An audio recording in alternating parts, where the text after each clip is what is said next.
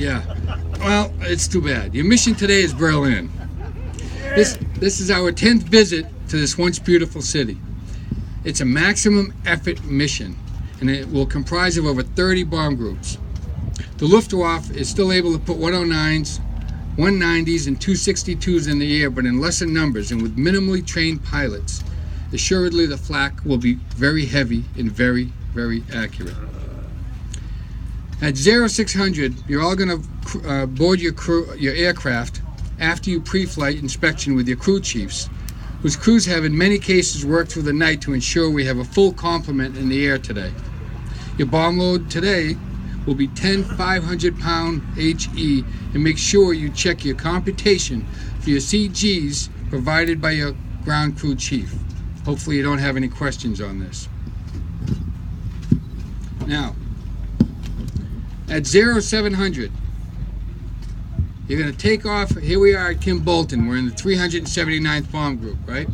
You're going to take off and fly a pattern at 3,000 feet and assemble.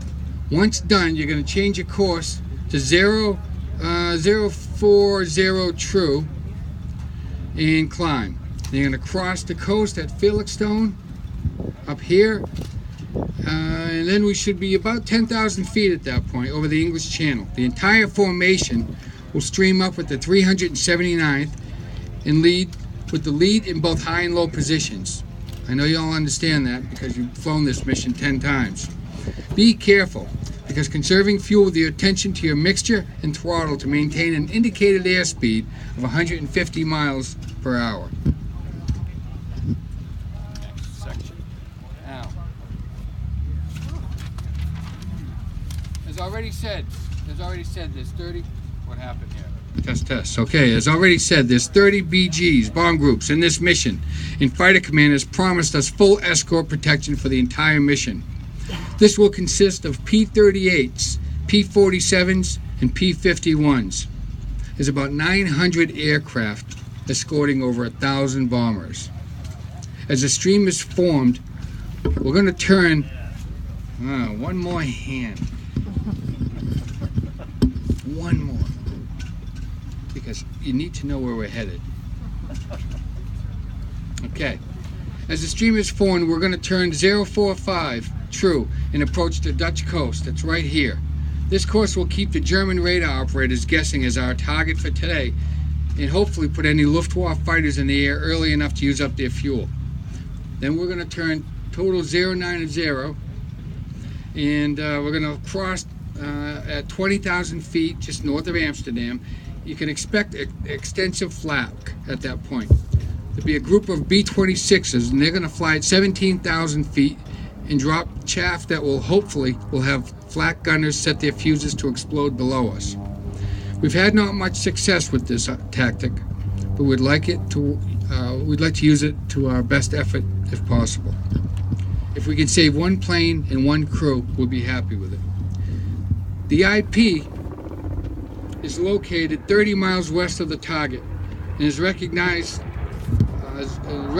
as a confluence of the Elbe and Havel rivers. At the point where they join, they form somewhat of a T right here, lying sideways. Just beyond is the Rhine Reservoir and an adjacent east-west highway and railroad leading directly to Berlin. That's Berlin right there.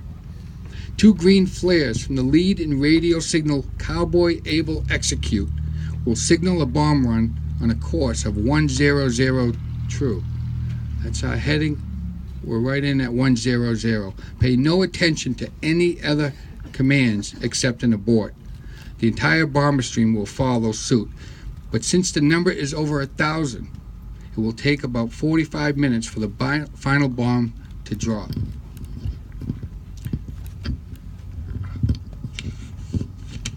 We practiced this. Very good.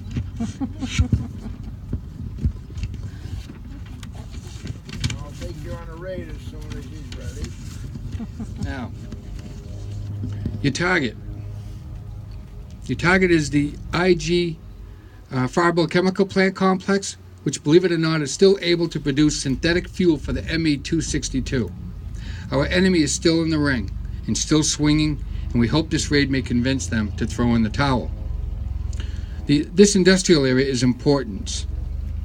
It's very important right here because, also the flak. Let me talk to you about the flak. Flak will be heavy, and you must remember that the flak is not your primary enemy, and there is little you can do except go through it with a steady hand. Once bombs away, turn left to 300 true while descending to 23,000 feet, following the prominent autobahn which leads away from Berlin in a northwest direction and form up at the rally point, which intersects again with the Havel R at the small city of Kremlin, as well as another highway forming at a definite X, which is a little bit further up. Should we need to scrub Berlin for whatever reason, our secondary target is right here. It's the FW-190 plant at Hanover, which again is no stranger to you. Aborting the primary will cause you to hear the code word in flares followed by number 2. Should Hanover also be a bust, then you are to seek out targets of opportunity and drop your bombs. Do not bring any ordnance back to Kim Bolton under any circumstances. Once entering the North Sea, the HMRN has promised a full complement of search and rescue vehicles covering your expected route home. Okay, next is the weather expected en route. There is a high centering over Central Europe and a low forming off the British Isles, the combination of which will mean a significant tailwind velocity outbound.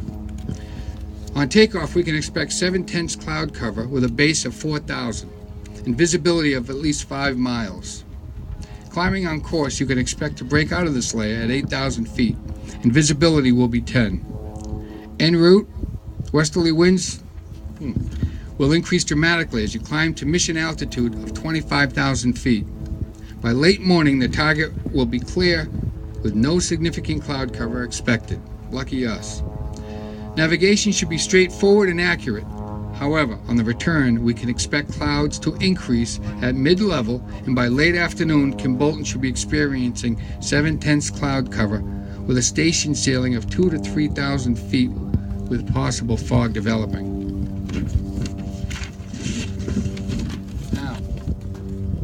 Now a word on our tactical situation in the continent.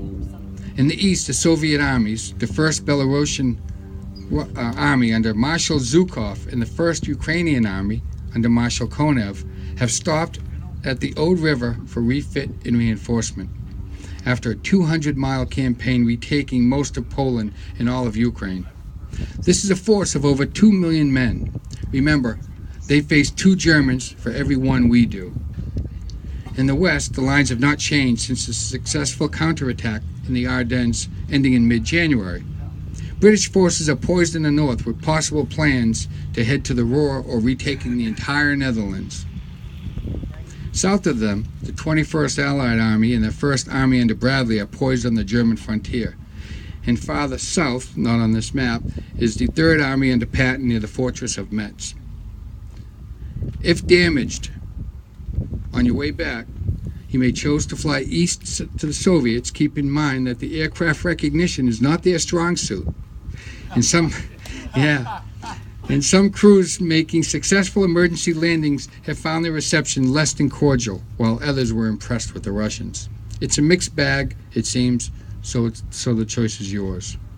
Your other choice is making an emergency landing in the Western Front, keeping in mind that the line shows on this map is fluid at best. That's out over here.